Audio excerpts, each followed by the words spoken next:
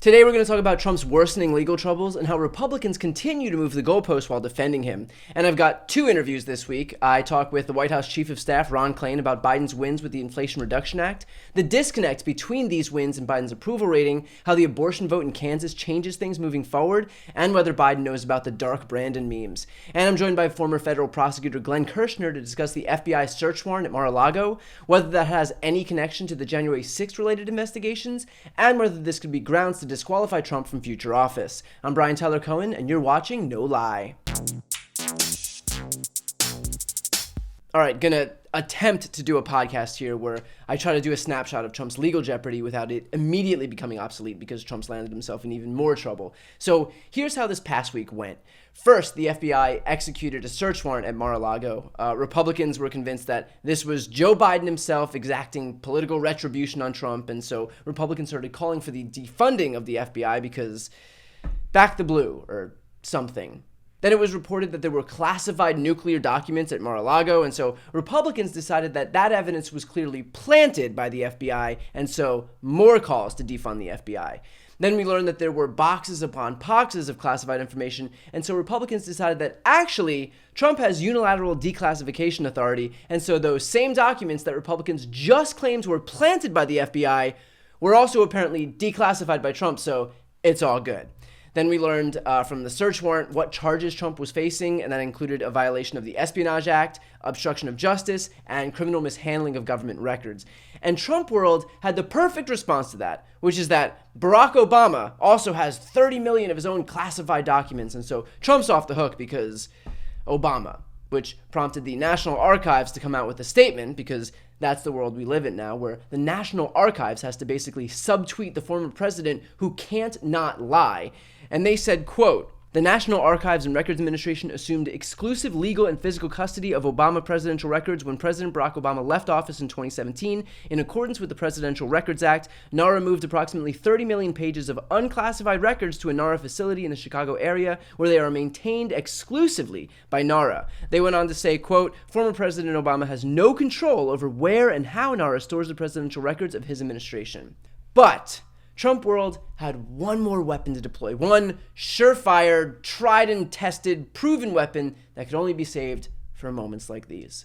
Hillary Clinton literally paid a foreign spy to produce a hoax about this. And you're citing the Democrat Party as a paragon. Don't make me laugh. This is nothing compared to what Hillary Clinton did. This is very where quickly. She knowingly destroyed 33,000 emails. And this Hillary Clinton burned things. Smash things. He didn't burn anything. All those things you were talking about before, concealing, destroying. Hillary actually did that. Yeah. Where was this same media frenzy when there was 33,000 classified emails on a server in a bathroom with Hillary Clinton?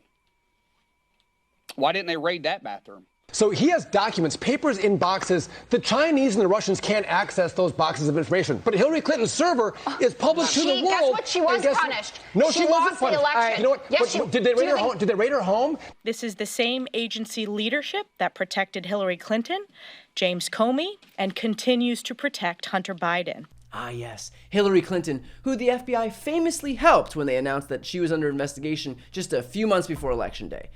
This is the woman who Republicans have pointed at for the better part of a decade while hyperventilating about the sacrosanctity of classified documents, and she's the example they're using while trying to absolve Trump of doing something just as bad, if not worse. And here's why it was worse, and I'm gonna do it. I'm gonna talk about something that Hillary Clinton did in 2016 because this is our purgatory. This is our punishment for elevating people like Donald Trump and Sean Hannity, that we have to talk about Hillary Clinton from now until the end of eternity.